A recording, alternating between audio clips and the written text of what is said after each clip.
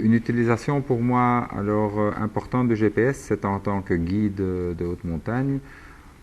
En gros, le GPS, je l'ai toujours dans mon sac. Mais je ne l'utilise que par mauvais temps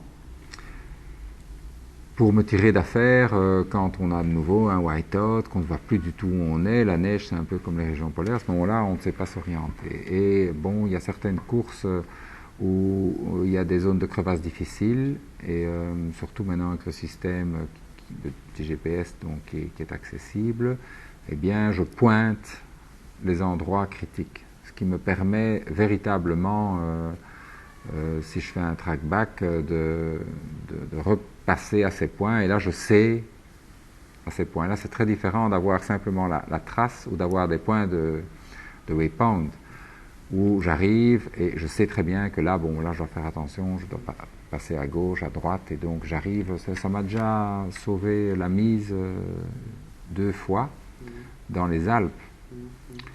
Et ça, c'est important parce que ça veut dire qu'il faut pouvoir le faire par beau temps. Si c'est une course qu'on fait souvent ou qu'on ne connaît pas bien, alors bon, quand on a la visibilité, et puis parfois c'est souvent de nuit, elle est mauvaise, et donc le GPS doit être on, il doit être accessible, il faut pouvoir pointer les waypoints, donc il faut avoir travaillé ça avant.